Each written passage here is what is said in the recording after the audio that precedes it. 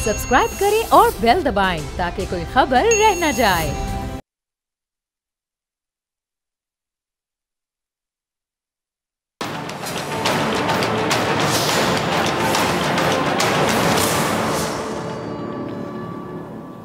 अस्सलाम वालेकुम नाजरीन, मैं हूं डॉक्टर फ़िज़ा अकबर खान और मैं हूं पाकिस्तान और आप देख रहे हैं पाकिस्तान के सबसे बड़े न्यूज़ चैनल का नंबर 1 प्रोग्राम ऐसे नहीं चलेगा। नाज़रीन, आज मैं बात करूंगी पाकिस्तान के मसला नंबर 1 की, यानी महंगाई की। बिल्कुल ठीक आप समझे, पाकिस्तान का मैं कहूँ कि सबसे बड़ा मसला इस टाइम पर महंगाई है, तो बिल्कुल गलत नहीं होगा। महंगाई जिसकी आजकल हर ज़बान पर है दुहाई। अब तो आवाम पूछने लगे कि क्या इसलिए तब्दीली है आई। बात बिल्कुल दुरुस्त और सच है कि इस महंगाई में जीना मुश्किल है तो मरना उससे भी ज्यादा मुश्किल है। आटा, चीनी, दाल, रोटी, पेट्रोल, डॉलर, दवाई, कोई चीज भी तो काबू में नहीं है। आमदनी है वही पुराने वाली और चीजों की कीमतें रोज नई। लोग कहने लगे कि पुराने और नए पाकिस्तान में फर्क सिर्फ इतना है कि पहले प्याज काटते वक्त आंखों में आंसू आते थे, अब प्याज खरीदने जाते हैं तो आंखों में आंसू आते हैं। पहले टमाटर की खटाई पकवानों में महसूस होती थी, अब इसकी कीमत सुनकर दिल खट्टा हो जाता है। चीनी की कीमत सुन लें तो गले में कड़वाहट उतरती महसूस होती है बाकायदा। सच ये है कि इस बला को काबू करने में हुकूमत बिल्कुल बेबस दिखाई देती है। महंगाई तो अगर मैं कहूँ कि हुकूमत के लिए ऊन का वो उलझा हुआ गोला बन गई है जिसके गुंजल निकालने की हुकूमत जितनी कोशिश करती है ये उतनी ही उलझती जाती है। आखिर ये चीज़ें हुकूमत के कंट्रोल में क्यों नहीं है? क्यों हुकूमत महंगाई के आगे इतनी बेबस दिखाई देती, क्यों? आज वफाकी वज़ीर रेलवे शेख रशीद साहब खुद ये बात मान रहे थे कि हुकूमत को महंगाई से ख़तरा है, ये महंगाई हुकूमत की सबसे बड़ी दुश्मन है। तो फिर वज़ीर आज़म पाकिस्तान इमरान खान साहब इससे निमटते क्यों नहीं हैं? क्यों इसे ख़त्म करके अवाम की ज़िंदगी आसान नहीं बनाते हैं? आज ठंडे दिल से इसका तज्जिया करते हैं, महंगाई के ज़िम्मेदारों का खोज लगाने की कोशिश करते हैं इस प्रोग्राम में। और मेरा ज़ाती ख्याल ये है कि इस महंगाई की वबा को अवाम पर छोड़ने की इब्तिदा से बात करते हैं। ये जो इब्तिदा है ना नाजरीन, ये उस दिन हो गई थी जब तहरीक इंसाफ ने इलेक्शन जीता, ऐवान इक़्तिदार में कदम रखा और वज़ीर आज़म पाकिस्तान इमरान खान साहब ने अपनी पहली तकरीर की। याद कीजिए पहली तकरीर, उसके अल्फाज, बल्कि इमरान खान साहब की तकरीर के वो जुमले हम टीम नाजरीन को सुनाते हैं जो मेरे ख्याल में महंगाई की वजह बने। वो ज़रा सुनाइएगा। सुने आपने जुमले इमरान खान साहब के जो इस टाइम पे प्राइम मिनिस्टर पाकिस्तान है, वज़ीर आज़म पाकिस्तान है। नाज़रीन, ये थे वो जुमले जो उन लोगों के ख़िलाफ़ एक खुलेआम ऐलान जंग था जो पाकिस्तान को दोनों हाथों से लूट रहे थे। अब आप ये ना समझे कि ये ऐलान सिर्फ ऑपोजिशन के लिए था। अब मेरी बात पे ज़रा गौर कीजिएगा, ये ऐलान सिर्फ ऑपोजिशन के लिए नहीं था, ये हर उस माफिया के ख़िलाफ़ भी था जो करप्शन के ज़रिए आवाम के खून पसीने की कमाई लूट रहा है। वो चाहे सियासतदानों की सफ़ों में हो या फिर ज़ख़ीरा अंदोज़ हो, नाजायज़ मुनाफाखोरों की शक्ल में, ताजरों की शक्ल में, सनतकारों की सफ़ों में छुपा बैठा हो, कोई भी हो माफिया। उसने भांप लिया कि इमरान खान आए ही शायद इस इरादे से हैं, इसलिए अब उनकी खैर नहीं। बस मैं ये समझती हूँ कि इसी दिन से, ये जो मैंने आपको जुमले सुनाए अभी इमरान खान साहब के, उसी दिन से ये लड़ाई शुरू हो गई जब इन्होंने इजहार किया अपने इन ख्यालात का। लेकिन ये इमरान खान साहब के लिए कोई आसान लड़ाई नहीं थी, क्योंकि मईशत की हालत तो साबिक हुकूमत पहले ही पतली करके गई थी। अब रही सी जो कसर थी वो कोरोना ने पूरी कर दी आके। लेकिन इसके बावजूद हुकूमत फूंक फूंक कर कदम रखती रही और आवाम को महंगाई के अज़ाब से बचाने के लिए हर जो हरबा है ना वो आजमाने की कोशिश भी करती रही। यानी कोशिश तो वो करते रहे, लेकिन दूसरी तरफ माफियाज वो भी सरगर्म थे, वो भी हार नहीं मान रहे। माफियाज भी हुकूमत को नाकाम बनाने के लिए एक हो गए। आटा, चीनी, पेट्रोल, हर चीज़ की कीमत को पर लगा दिए गए। अच्छा, वज़ीर आज़म इमरान खान साहब आवाम को इस महंगाई से बचाना चाहते थे। सो जब चीज़ों की कीमतें अचानक बढ़ने लगीं तो उन्होंने नोटिस लिया। अब होना क्या चाहिए था? वही जो आप सोच रहे हैं कि होना ये चाहिए था कि जब भी वज़ीर आज़म साहब नोटिस लें, वज़ीर आज़म के नोटिस के बाद चीज़ों की कीमतें कम होती। लेकिन हुआ बिल्कुल ऐसे नहीं। ऐसा क्यों हुआ? ये सोचने वाली बात है ना, सोचने वाली बात कि मुल्क का वज़ीर आज़म नोटिस लेता है, मुल्क का वज़ीर आज़म नोटिस लेता है और उसका उल्टा असर हो। हुआ यूं कि माफियाज के ये जो गठजोड़ है ना, इसने इस बात को यकीनी बनाया कि वज़ीर आज़म के नोटिस को नाकाम बनाना है, हर सूरत नाकाम बनाना है। बेतौकीर किया जाए इस नोटिस को किसी भी तरह, उन्हें हार तस्लीम करने पर किसी तरह मजबूर किया जाए। इसलिए वाफिर मिकदार में मौजूद होने के बावजूद चीनी महंगी भी हो गई, मार्केट से गायब भी हो गई। लेकिन वज़ीर आज़म साहब भी बड़े हौसले वाले हैं, उन्होंने हार नहीं मानी, डट गए और अब भी डटे हुए हैं। अब आप अंदाज़ा लगाएं कि जहांगीर तरीन, जिनका शुमार वज़ीर आज़म के करीबी साथियों में होता था, चीनी बहरान में जब उनका नाम सामने आया तो इमरान खान साहब ने उनकी किसी भी किस्म की हिमायत करने से इनकार कर दिया। और वज़ीर आज़म चाहते तो शुगर इंक्वायरी कमीशन की रिपोर्ट छुपा सकते थे। वज़ीर आज़म है पाकिस्तान के, अपनी कुर्सी का नाजायज़ इस्तेमाल करना चाहते तो कर सकते थे, माजी में किया लोगों ने, उन्होंने नहीं किया, जहांगीर तरीन को नहीं बचाया। यही सब कुछ आपने देखा कि माजी में होता आया है ना, कि यानी अपने करीबियों को बचाने के लिए अगर आपने कुर्सी का इस्तेमाल किया तो लोग करते रहे। यानी मुल्क से ज़्यादा आप लोग अपने लोगों के साथ वफादार है, तभी तो मुल्क का ये हाल करके चले गए पुराने लोग। लेकिन इमरान खान साहब ने उस रीत को बरकरार नहीं रखा, उन्होंने जहांगीर तरीन का साथ नहीं दिया, उन्होंने ऐसा नहीं किया जैसा माजी में होता आया। उन्होंने मेरिट और कानून को तरजीह दी, मुल्क को तरजीह दी, पाकिस्तान को तरजीह दी, ज़ाती ताल्लुकात को नहीं। और ये बड़ा एक एहसन फैसला था। लेकिन ऑपोजिशन उसमें भी कीड़े निकालती रही, यानी सियासत चमकाती रही, ख़ासतौर पर नून लीग। ये ज़रा शाहिद खाकान अब्बासी की ज़रा सुने, एक क्लिप है, टीम ज़रा चलाइएगा। अब ये शाहिद खाकान अब्बासी साहब चीनी बहरान का जिम्मेदार इमरान खान साहब को करार दे रहे हैं, उनको करप्ट भी कह दिया और उनको नाअहली के लक़ब से भी नवाज दिया। अब मेरा शाहिद खाकान अब्बासी साहब आपसे एक सवाल है, शुगर मिल्स आपके कायदीन की, पीपल्स पार्टी रहनुमाओं की हैं, और चीनी बहरान का जिम्मेदार इमरान खान, क्या कहूँ इस पे, वाह भाई वाह, क्या बात है आपकी शाहिद खाकान अब्बासी साहब। यानी बिजनेस और मुनाफा आपके कायदीन का और बदनामी वजीर आजम इमरान खान साहब की, क्योंकि आपको सर मत्थे से दुखते हैं इमरान खान साहब। अब जरा ये साइंस कभी आवाम को, अगर आपको टाइम मिले, टाइम तो बहुत है आजकल आप लोगों के पास, समझाने की कोशिश कीजिएगा ये साइंस क्या है। अब मुझे ये लगता है नाज़रीन, कि हुकूमत को बदनाम करने के लिए इन्हीं लोगों ने चीनी का बहरान पैदा किया, आटे का बहरान पैदा किया, जिसकी वजह से अवाम तंग हुए। अब अवाम तंग होगी तो इनको कहीं ना कहीं फ़ायदा होगा। आटा और चीनी जो है वो मार्केट से गायब हो गए, कीमतें भी बेकाबू हो गई, कंट्रोल से बाहर। अब अवाम का जो कारोबार है, इस कारोबार पर तो आप लोगों का कब्ज़ा है। आप चाहते तो अवाम को तकलीफ़ की बजाय रिलीफ के लिए भी काम कर सकते थे। मेरे जुमले पे गौर कीजिएगा नाजरीन, इनको इतनी अगर अवाम की फ़िक्र है, ये अवाम को तकलीफ़ की बजाय रिलीफ के लिए काम कर सकते थे, क्यों नहीं किया? ऐसा इन्होंने नहीं किया, बल्कि हुकूमत की मुश्किलात बढ़ाने के चक्कर में अवाम की ज़िंदगी जीरन होती है तो हो, अवाम से इन्हें क्या, इन्हें अवाम से कुछ नहीं। इनका टारगेट है हुकूमत, क्योंकि उन कुर्सियों पे ये बैठना चाहते हैं, इनको अपोजिशन वाली कुर्सियाँ अच्छी नहीं लगती। अवाम का तो कंधा चाहिए इस्तेमाल करने के लिए, सीधी सी बात है, और अवाम समझती है बात। अब यकीनन इसीलिए वज़ीर आज़म इमरान खान साहब के आटे चीनी बहरान पर लिए गए नोटिस भी बेकार गए, क्योंकि माफिया सरगर्म था, माफिया को सरपरस्ती हासिल है। और बल्कि ना सिर्फ बेकार गए वो नोटिस, उल्टा असर हुआ, क्योंकि इस कारोबार से जुड़े जो ज़्यादातर लोग हैं ना, वो यही हैं जिनको सर मत्थे से दुखता है इमरान खान, जो पाकिस्तान का प्राइम मिनिस्टर है।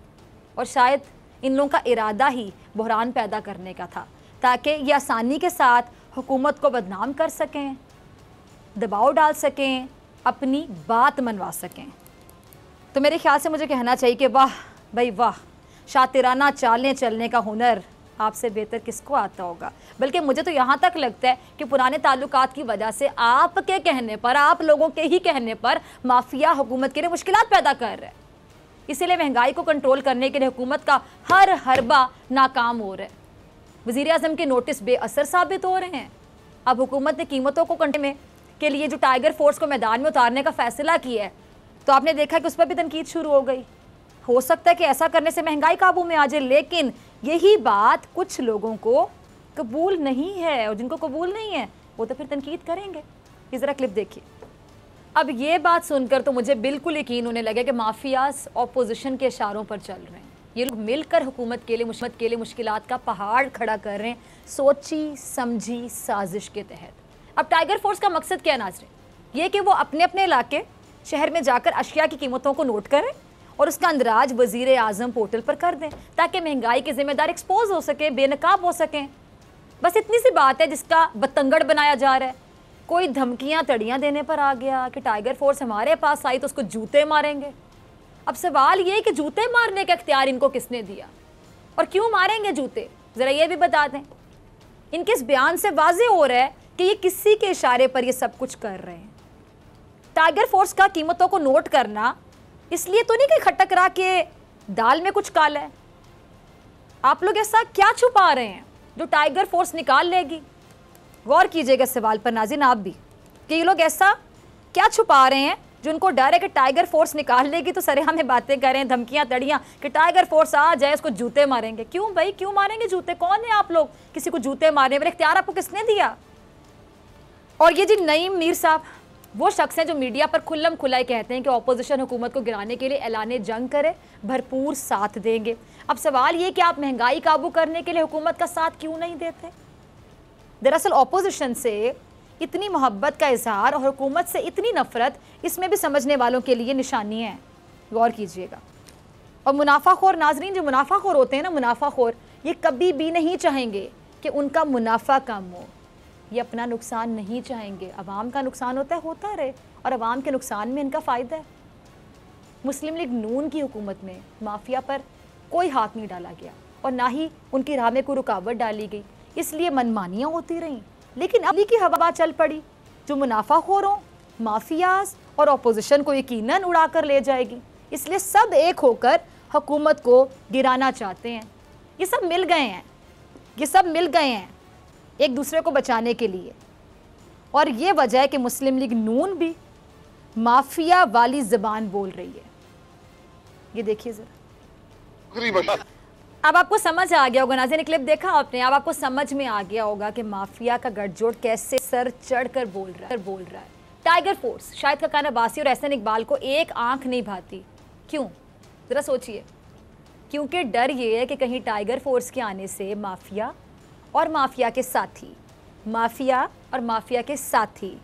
बेनकाब ना हो जाए, एक्सपोज ना हो जाए। काली करतूतों को छुपाने के लिए ना ये लोग बहुत कुछ करने के लिए तैयार होते हैं, खौफजदा भी होते हैं। जब आप बिल्कुल क्लियर हैं, नीट एंड क्लीन हैं, बिल्कुल साफ हैं, तो आपको डर किस बात का? कुछ करतूतें ऐसी होंगी तो फिर छुपाने के लिए ज़ाहिरी बात है सर तड़ कोशिशें भी की जाती हैं, सर जोड़ कर वो की जा रही हैं। अब जो लोग अंदर की खबर रखते हैं उनका दावा तो ये भी कि माफिया ही उनकी एहतजाजी तहरीक के लिए माहौल बना रहा है, या दूसरे लफ्ज़ों में अगर मैं कहूँ तो हुकूमत पर दबाव बढ़ाने के लिए पूरी तरह से साथ दे रहा है माफिया। आपको याद होगा कि ऑल पार्टीज़ कॉन्फ्रेंस के लिए अपोजिशन को जब कोई इशू नहीं मिल रहा था, नवाज शरीफ साहब ने इदारों के खिलाफ ऐलान जंग करके सियासत चमकाने की कोशिश, और यही PDM समेत नून लीग का बयानिया करार पाया और उसी की बुनियाद पर हुकूमत के खिलाफ तहरीक चलाने का ऐलान भी किया गया था। ये राना सनाउल्लाह का क्लिप होगा, टीम ज़रा चलाइएगा, गौर से सुनिएगा नाजरीन। देखा आपने राना सनाउल्लाह साहब क्या फरमा रहे हैं? आपने देखा कि जो पहले अपोजिशन की एहतजाजी तहरीक है उसका एजेंडा वही था जो नवाज शरीफ का बयानिया था, वही एजेंडा जो नवाज शरीफ का बयानिया था। यानी सबको पता है, बच्चे को पता है उनका बयानिया, यानी इदारों के खिलाफ ऐलान जंग। अपनी करप्शन का जवाब देने की बजाय इदारों पे हमले, करप्शन का कोई सवाल पूछे जवाब में इदारों पे हमले, सियासी इंतकाम का नारा लगाकर एहतसाब के अमल को मुतनाज़ बनाने की कोशिश। ये बयानिया किसी से ढका छुपा नहीं है। नैब को हुकूमत का आलाकार साबित करने और सबसे बढ़कर मुल्की सलामती के जिम्मेदार इदारों के बारे में वो जबान जो मुल्क दुश्मन बोलते हैं, उसकी बुनियाद पर तहरीक चलाने की कोशिश। लेकिन अब आगे सुनते जाइएगा।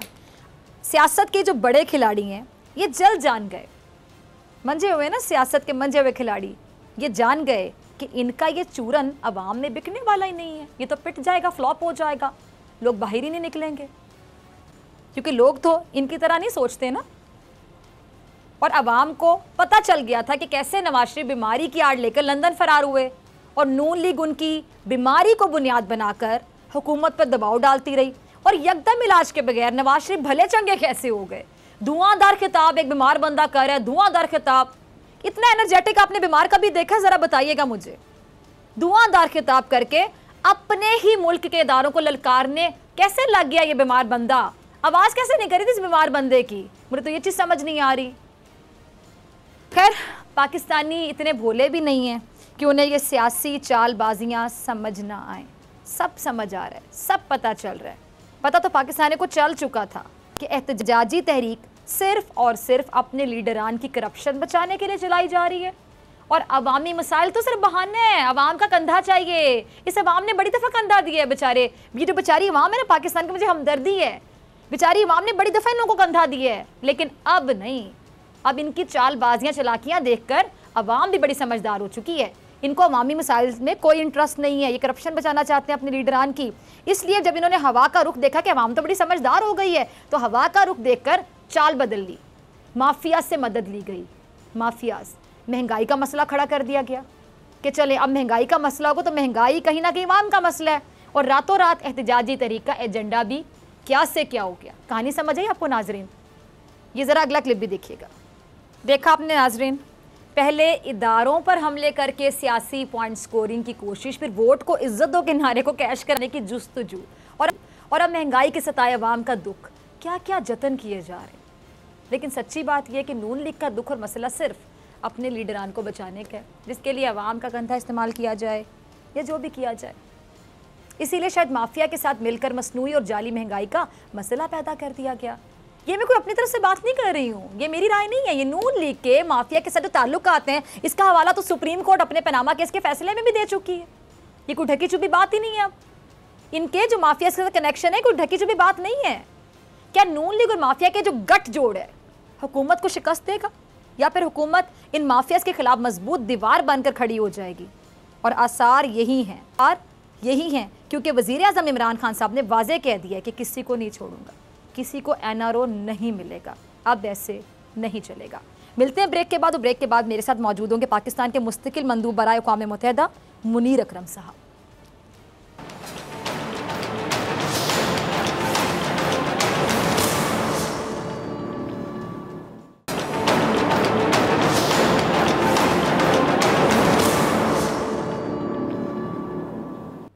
जी तो नाज़रीन, अक़वाम मुत्तहिदा की इंसानी हुकूक कौंसिल में एक बार फिर पाकिस्तान का झंडा बुलंद रहा। पाकिस्तान ने तारीख साज कामयाबी अपने नाम की है। पाकिस्तान ने 193 में से 169 वोट हासिल किए, 193 में से 69 वोट हासिल किए, और 3 साल के लिए फिर इंसानी हुकूक कौंसिल का मेंबर मुंतखब हो गया है।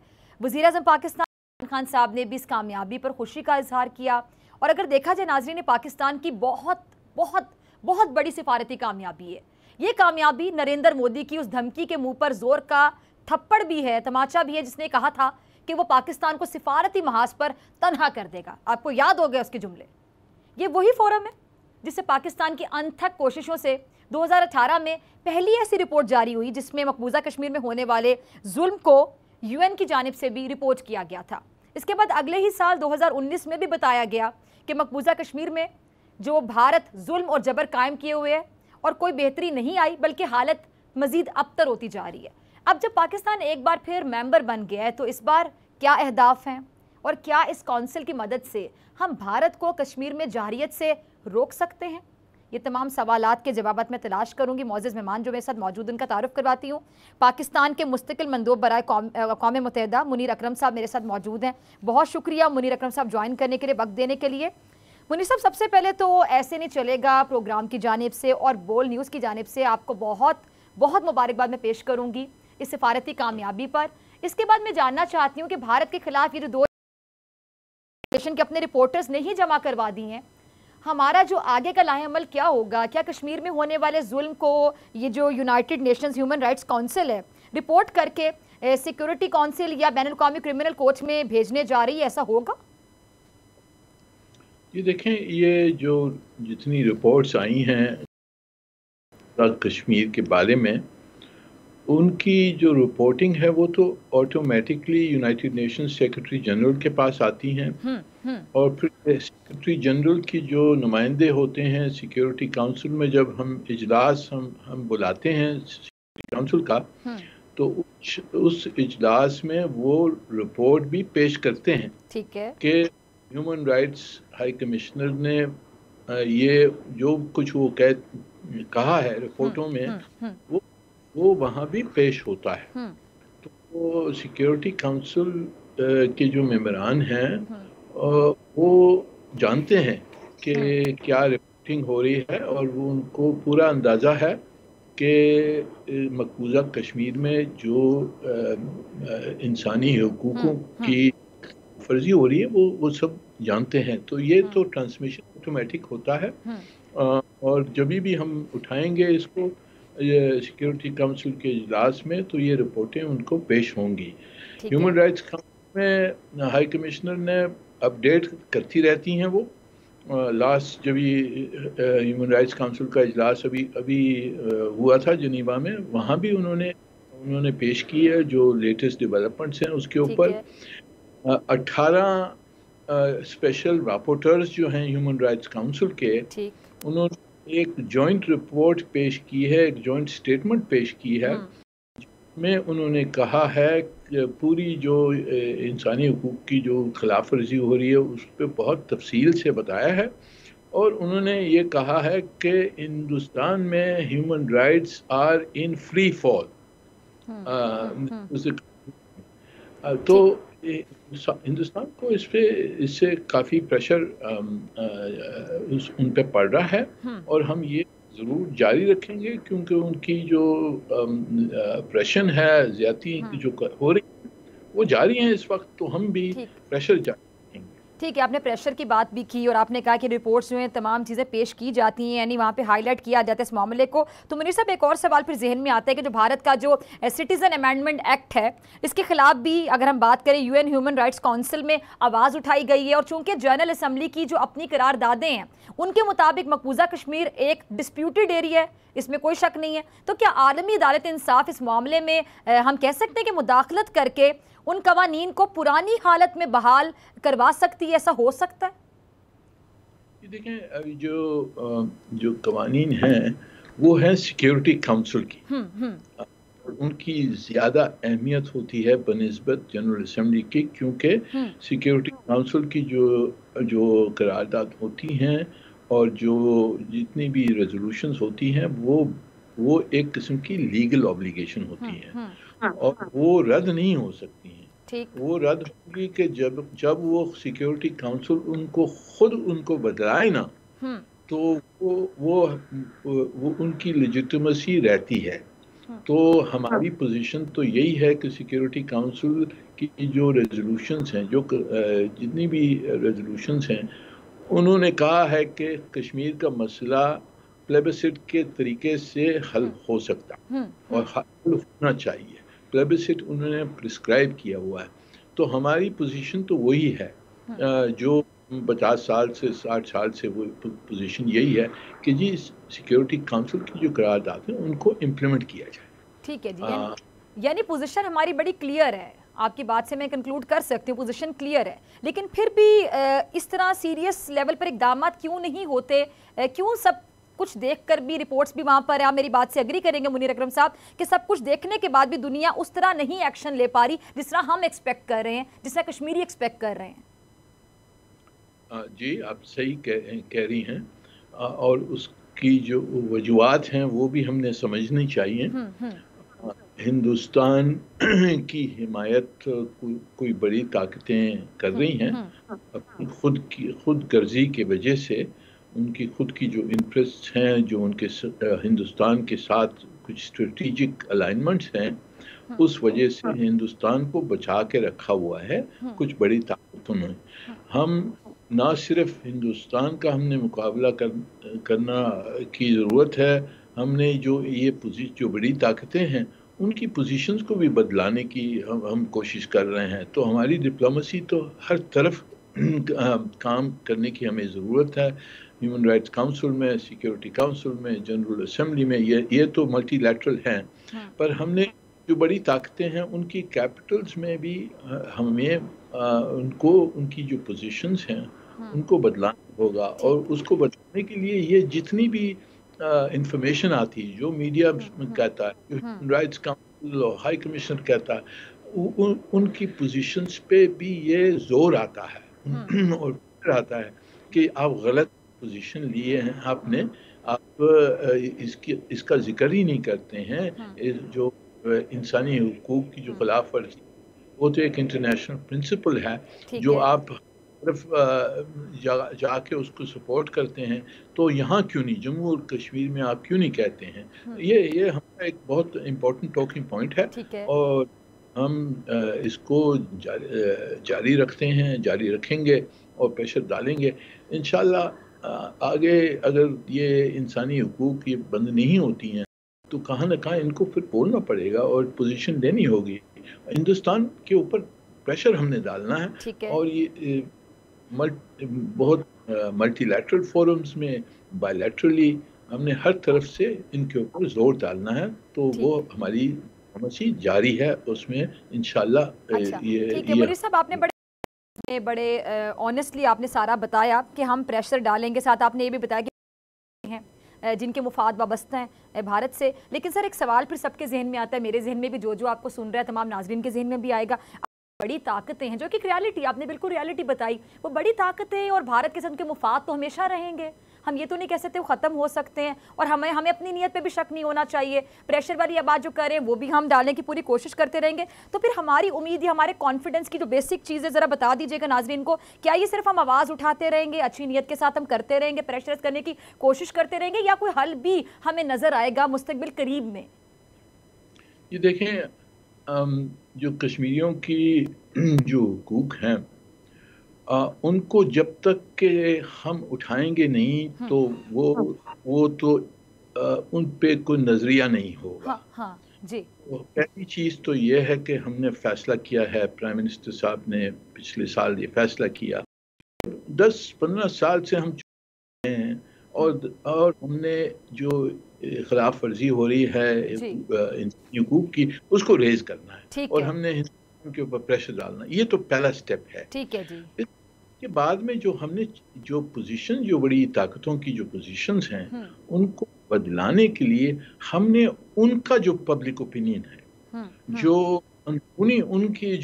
उनके जो पब्लिक मीडिया है, उनके जो लेजिस्लेटर्स हैं, जो हुकूमत के प्रेशर अंदरूनी वो डाल सकते हैं, उसको मोबिलाइज करना है। तो ये हमारा साइमल्टेनियसली ये कैंपेन है कि जी उन पे भी कुछ प्रेशर आए कि भाई आप गलत पोजीशन ले रहे हैं, इंसानी हुकूक की खिलाफ वर्जी हो रही है और आप चुप बैठे हैं। आपने अपने आप को इतनी बड़ी डेमोक्रेसीज और ह्यूमन राइट्स डिफेंडर्स बना के रखा है, तो आप कहाँ हैं इस वक्त? ठीक है। तो पर ये कैंपेन है, इसमें एक इंस्टेंटेनियस रिजल्ट्स मुश्किल हैं। हमने ये कैंपेन जारी रखना है। लेकिन आपको याद है तारीख अगर आप देखें तो अपार्थाइड के खिलाफ, जो रेस के खिलाफ जो दुनिया में जो जंग लड़ी गई है कि उसको ख़त्म किया जाए, अपार्थाइड रेजिम जो साउथ अफ्रीका में, उसको हटाने के लिए 20 साल लगे थे। बिल्कुल। तो हमने भी ये जारी रखना है। यानी हमने जिस सफ़र का आगाज़ किया एक अच्छी नीयत के साथ, हम इसमें बहुत अरसा लग सकता है, लेकिन हम ये कह सकते हैं कि प्रोसेस या प्रोसीजर शुरू हो चुका है। बिल्कुल, अगर हम कोशिश नहीं करेंगे तो बेचारे हमारे कश्मीरी भाई बहन सब रह जाएंगे। यानी मुनीर साहब, आप ये बात मान रहे हैं ना कि फिर अभी आपने सब बोला कि हमने चुप का रोज़ा थोड़ा ही पहला स्टेप था, कि हमने अब कहा कि हम खामोश नहीं रहेंगे, हम इनको प्रेशराइज भी करेंगे, और हम जहाँ तक आवाज़ उठा सकेंगे हम उस फोरम तक आवाज़ उठाएंगे। यानी पिछली हुकूमतों ने किरदार अदा नहीं किया, यानी खामोशी भी जो रही वो भी, इसने भी बहुत ज़्यादा वक्त ज़ाया किया, बहुत टाइम वेस्ट किया। जी भाई, यही अफसोस की बात है कि हम कश्मीरी जो अवाम है उन्होंने अपनी जद्दोजहद तो नहीं छोड़ी। अब उनकी जद्दोजहद को दुनिया में सपोर्ट करने वाला तो हम ही है ना। बिल्कुल बिल्कुल। हमारे भाई बहन हैं, वो हमारा हिस्सा हैं। तो हम जब तक हम नहीं कोशिश करेंगे तो उनकी जद्दोजहद का नतीजा नहीं निकलेगा। ठीक। अच्छा, आपसे लास्ट सवाल मैं पूछना चाहूँगी, वक्त की भी कमी को, मेरे आपका शुक्रिया अदा करें मुनीर साहब। गुज़िश्ता रोज़ मेरे प्रोग्राम में डॉक्टर मोईद यूसुफ साहब थे, और उन्होंने भारतीय चैनल को जो इंटरव्यू दिया, आपने भी सुना होगा, इसमें उन्होंने वाज़े कहा कि पाकिस्तान के पास भारत की जानिब से पाकिस्तान में बराह रास्त दहशतगर्दी करवाने जैसे कि APS जैसे वाक़यात, भयानक दहशतगर्द हमलों में मुलविस होने के सबूत मौजूद हैं। अब जब सबूत भी मौजूद है मुनीर साहब, तो फिर किस बात की देर है? ये सबूत हम UN में ले जाकर भारत को मज़ीद एक्सपोज कर सकते हैं, हम हाईलाइट कर सकते हैं। जब हमारे पास सबूत है, हम सबूत से बात कर सकते हैं, हमारी पोजीशन बहुत स्ट्रॉन्ग होगी। जी, हमने कुछ सबूत तो हमने पेश किया है जी। चार जो इनके 4 टेररिस्ट स्पॉन्सर्स की हमने लिस्टिंग मांगी थी सिक्योरिटी काउंसिल में, और वहाँ उन्होंने कुछ अपने दोस्तों को इस्तेमाल करके ब्लॉक किया है।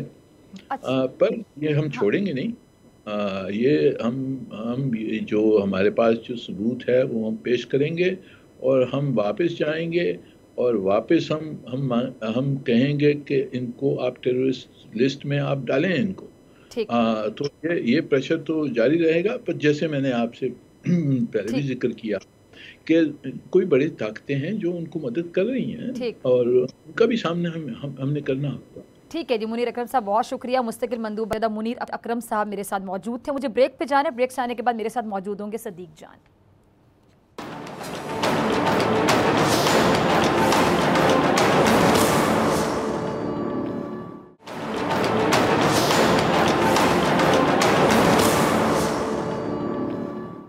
जी नाजरीन, ऑपोजिशन सरगर्म है और ऑपोजिशन में गरजने बरसने वाले कप्तान का नरम फैसला, ये पूरी कहानी है। क्या जानने की कोशिश करूंगी सदीक जान से। सदीक, हुकूमत की अब क्या हिकमत अमली होगी ऑपोजिशन से निपटने के लिए, और ये जो गरजने बरसने वाले कप्तान साहब, उनका नरम फैसला लोगों को समझ नहीं आ रहा है, जरा समझाइएगा। जी आपने दुरुस्त कहा। पहले प्राइम मिनिस्टर पाकिस्तान इमरान खान साहब ने बहुत सख्त बातें की जब उन्होंने कहा कि अपोजिशन को किसी तौर पर भी कानून हाथ में नहीं लेने दिया जाएगा, और उन्होंने कहा ये सारे सियासी बेरोजगार इकट्ठे हो गए हैं और बड़ा उनका एक मूव था। लेकिन फिर फैसला अचानक ये होता है कि अपोजिशन को बिल्कुल नहीं रोका जाएगा और इनको जल्द से करने दिए जाएंगे। तो इसकी तब्दीली की जो वजूहात हैं वो ये हैं कि जब प्राइम मिनिस्टर पाकिस्तान ने अपने करीबी जो वुज़रा हैं, जो बात साथी उनके साथ मीटिंग की, तो वहाँ पर काफ़ी डिस्कशन हुई और उसमें यही फैसला हुआ कि अगर हम इनके रास्ते रोकेंगे, अगर हम इनको रोकेंगे तो इनको हीरो बनाने वाली बात है।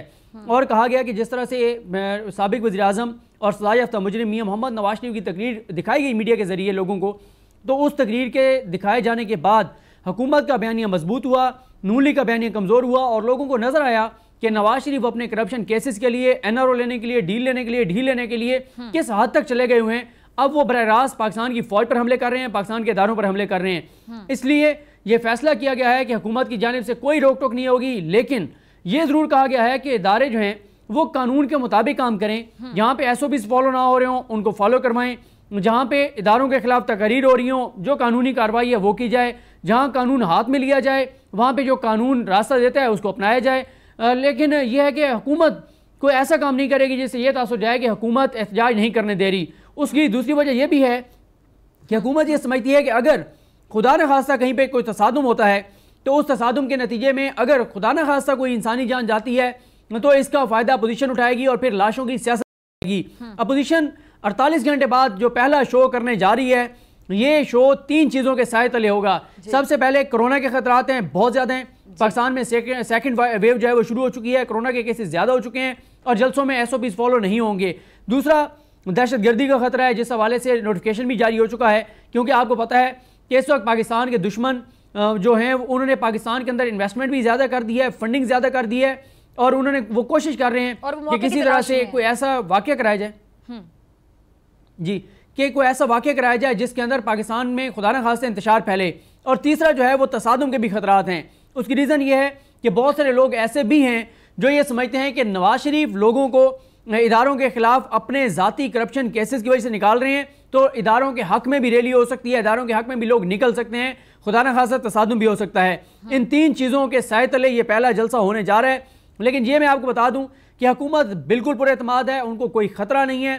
सिर्फ हुकूमत को इस वक्त एक ही चीज़ है, उनके लिए ख़तरा भी है, परेशानी का सबब भी है, जो अवाम का भी कंसर्न है, वो है महंगाई। उस हवाले से आप प्राइम मिनिस्टर पाकिस्तान इमरान खान साहब जो है वो एक बार फिर उन्होंने नोटिस लिया है। इससे पहले उन्होंने जितनी बार भी नोटिस लिए हैं तो महंगाई कंट्रोल नहीं हुई बल्कि ज़्यादा बढ़ी है। और उसकी वजह जो अब हुकूमत के कुछ लोग ये कह रहे हैं कि जब भी प्राइम मिनिस्टर नोटिस लेते हैं तो बाज़ जो जिम्मेदारान हैं, यहाँ तक कि पंजाब के वुज़रा के ऊपर भी इल्ज़ाम आ रहा है कि जो कंसर्न वुज़रा हैं वो भी उस तरह से काम नहीं करते, जब वो दिलचस्पी जाहिर नहीं करते, जब वो काम नहीं करते, वो इस हवाले से इक़दाम नहीं करते, तो बरह रास्त इल्ज़ाम जो है वो प्राइम मिनिस्टर पाकिस्तान इमरान खान साहब पर आता है। तो अब हुकूमत की मल्टीपल आप ऐसा समझें कि चीज़ें हैं जिनके ऊपर हुकूमत जा रही है, इनका रास्ता नहीं रोका जाएगा, कानून को हाथ में लेगा तो उसके खिलाफ कार्रवाई होगी। TV चैनल्स के ऊपर बयानिया हुकूमत का एग्रेसिव होगा। इसके अलावा महंगाई को कंट्रोल करने के लिए सख्त इक़दाम किए जाएंगे और साथ ही ये है इस चीज़ को जो है वो अवाम के अंदर मज़ीद जो है इसको उजागर किया जाएगा कि नवाज शरीफ जो इदारों पर हमले कर रहे हैं उसकी वजह उनके अपने करप्शन केसेस और उनके ज़ाती मामलात हैं। अच्छा सदीक, मैंने आपकी पूरी बात सुनी, नाजरीन ने भी सुनी, मैं आपको इंटरप्ट नहीं करना चाह रही थी। मुझे बताइए कि चले बाकी तो तमाम चीज़ें अपनी जगह हैं, निकलेंगे बाहर, हुकूमत ने भी हल्का हाथ रखा, हुकूमत ने भी मतलब छूट देने का ऐलान कर दिया अगर कहा जाए, लेकिन अभी एक चीज़ ऐसी है कि वो खतरा अभी भी सर पर है कि कोरोना अगर फैल गया खुदा ना ख्वास्ता तो उससे कैसे निपटा जाएगा, क्या हिकमत अमली होगी, क्या हमारे पास इतने वसाइल हैं हम अफोर्ड कर सकते हैं, और खुदा ना ख्वास्ता अगर मामला हाथ से निकल जाता है तो फिर यही ऑपोजिशन होगी और इमरान खान साहब और हुकूमत पे इसी तरह ही खुलकर तनकीद। देखिए, मैं बिल्कुल आपने ये दुरुस्त बात कही है, इसका मैं आपको जवाब देता हूँ, लेकिन पिछली चीज़ के साथ मैं एक चीज़ ऐड कर लूँ कि ये मुसलसल इल्ज़ाम लगा रहे हैं कि इनके लोगों को गिरफ्तार किया जा रहा है। क्यों नहीं मुस्लिम लीग नून उन 100 अपने कारकुनान के नाम जारी कर देती कि ये हमारे 100 लोग हैं, ये हमारे 100 कारकुनान हैं जिनको गिरफ्तार किया गया है। एक भी कारकुन का नाम नहीं बता पा रहे कि उसको गिरफ्तार किया गया, बस बार बार ये कह रहे हैं कि जी गिरफ्तारियाँ हो रही हैं, गिरफ्तारियाँ हो रही हैं, गिरफ्तारियाँ हो रही हैं। और ये वही मुस्लिम लीग नून है जिन्होंने अपनी एक जो मुखालिफ पार्टी थी उसके 14 लोगों को शहीद कर दिया था सिर्फ इसलिए कि क्योंकि वो इनके खिलाफ एहतजाज करने जा रहे थे। और ये जो कोरोना के हवाले से आपका सवाल है, आपको याद होगा कोरोना के दिनों में कई ऐसे इस अपोजिशन के हामी एंकर से जिन्होंने प्रोग्राम कर करके और मस्जिदें बंद करवाई थी कि मस्जिदें बंद करो वरना कोरोना फैल जाएगा, उन्होंने मस्जिदें बंद करवा दी थी। लेकिन अब वही एंकर्स, वही टीवी चैनल्स इन जलसों के ऊपर तनकीद नहीं कर रहे कि इनके जरिए कोरोना फैल जाएगा। मस्जिदों से फैलना था, मस्जिदें उन्होंने बंद करवा दी थी, अब अपोजिशन के जलसों के ऊपर तनकीद नहीं कर रहे।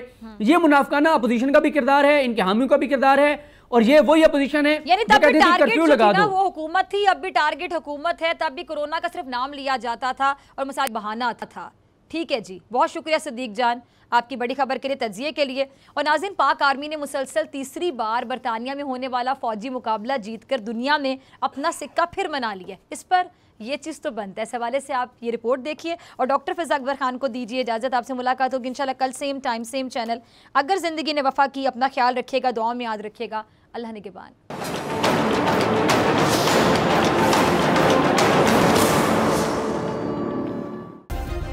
सब्सक्राइब करें और बेल दबाएं ताकि कोई खबर रह न जाए।